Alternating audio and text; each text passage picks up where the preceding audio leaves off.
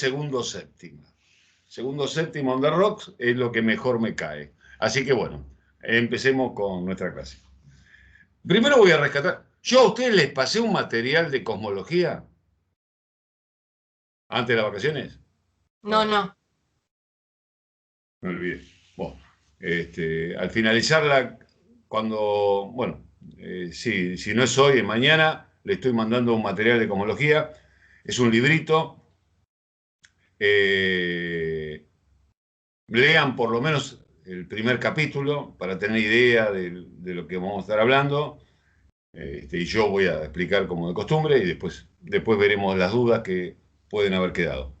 Pero digamos, yo quiero hoy redondear con 2 o 3 cositas de evolución y desde ya les adelanto que les voy a estar enviando más adelante un texto entero de biología que ustedes van a poder utilizar como referencia bibliográfica para cuando tengan que practicar, porque ahí aparecen todos los temas de ciencias naturales que ustedes van a desarrollar en la escuela primaria. Así que es un material interesante. Si bien no es la última edición, les alcanza y les recontra sobra como material de consulta. Como es un texto muy caro, bueno, ustedes por lo menos tienen esa chance de... Los que tienen teléfono solamente, yo diría que ni siquiera lo bajaran. Simplemente búsquenlo y lo ven en línea en la medida que puedan. Y cuando les sea posible, traten de fotocopiarlo, por lo menos los temas que resulten interesantes. Bueno, pero en ese texto concretamente están desarrollados completamente los temas de evolución y de genética. Ustedes vayan leyendo en la medida que puedan a lo largo del tiempo y me van consultando sobre las cosas que leyeron y no entendieron. ¿Ok? Pues no creo yo disponer de tiempo para dar toda esa información. Bueno, dicho esto, empiezo redondeando algunas cuestiones que me quedaron pendientes del cuatrimestre pasado en relación con evolución. Lo primero es volver a repetir una vez más esta historia de desvincular al fenómeno evolutivo como un fenómeno de progreso o de perfeccionamiento o de éxito, y también desvincularlo de la idea de fracaso en el caso de, por ejemplo, la extinción. Si una especie se extingue, no es que evolutivamente haya fracasado, simplemente ocurrió eso, extinción. Si una especie sobrevive por un tiempo prolongado, incluso que podríamos medir en millones de años, no es que sea más exitosa, es que simplemente el ambiente no ha cambiado lo suficiente como para tornarlo imposible de ser habitado por esa clase de seres vivos. Entonces el ambiente es en definitiva el que define, de acuerdo con su estabilidad o con su inestabilidad, define la supervivencia o no de un tipo u otro de individuos. A lo largo de la vida en la Tierra ha habido al menos 5 extinciones masivas. Cuando digo extinciones masivas, me estoy refiriendo a que el 90% o más de la vida terrestre desapareció en un solo acto.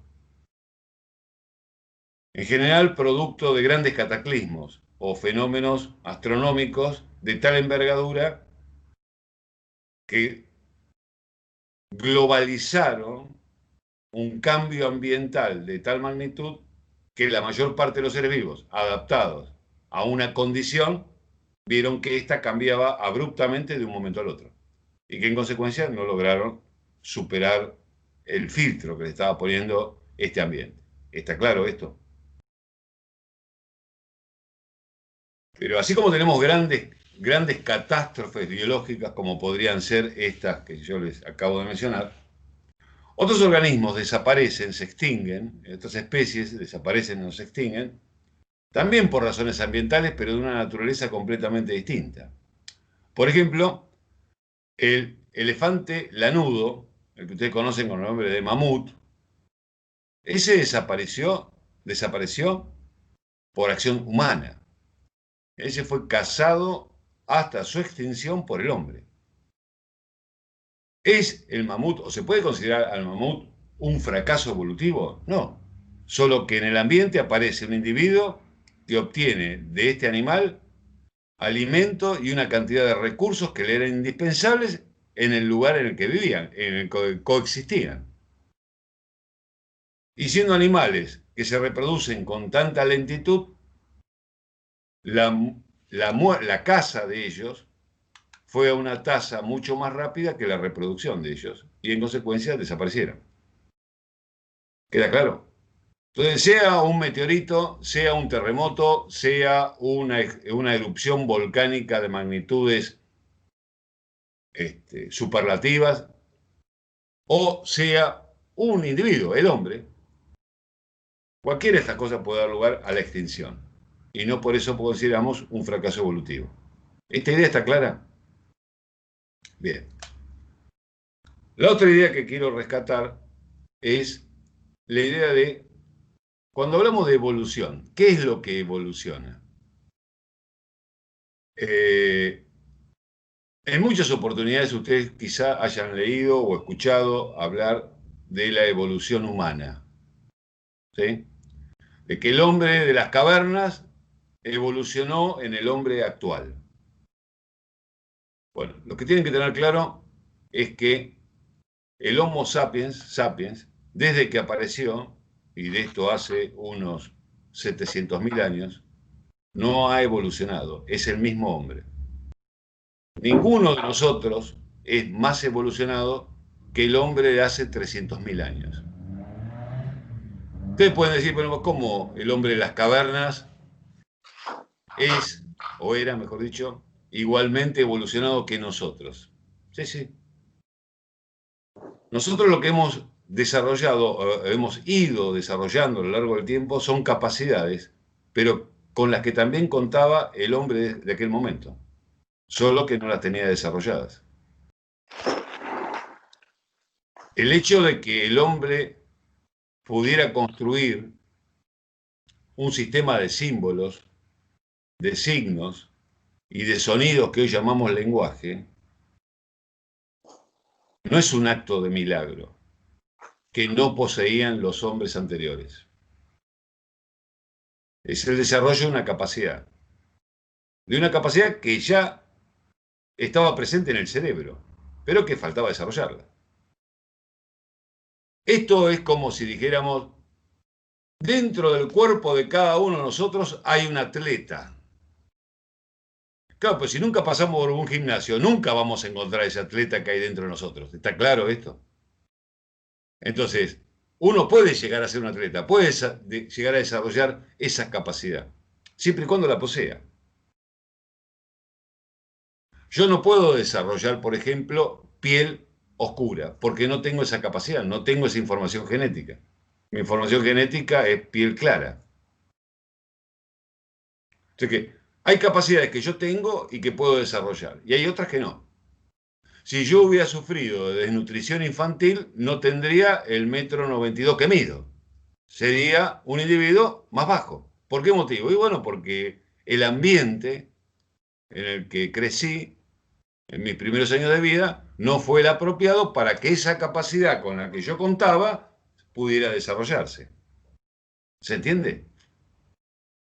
Pero a pesar de lo que dicen muchos, o algunos por lo menos, psicólogos evolutivos, que hablan de una evolución de la psiquis del ser humano, en realidad no hay ninguna prueba, ninguna evidencia que sostenga esa afirmación. La psiquis no deja huellas, no hay rastros fósiles de psiquis humanas. Entonces, al menos es un acto osado asumir que ha habido evolución psíquica, porque no hay nada en la que pueda sostenerse.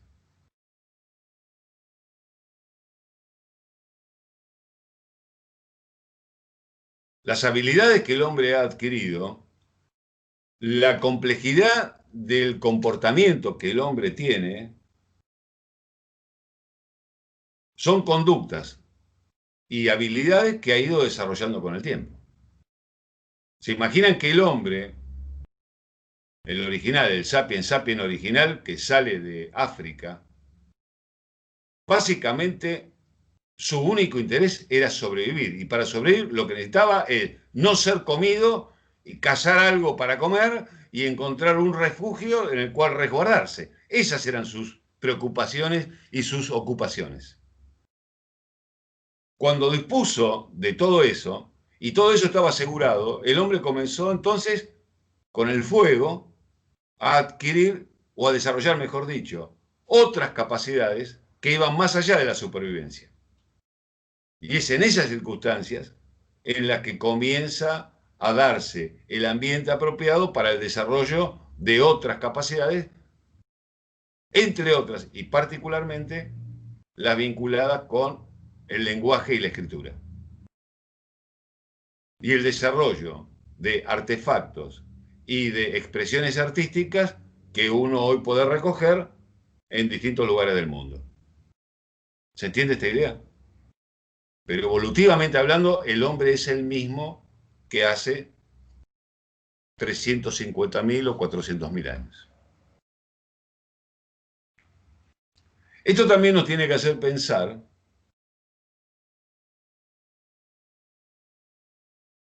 en pensarnos como animales, porque es lo que somos.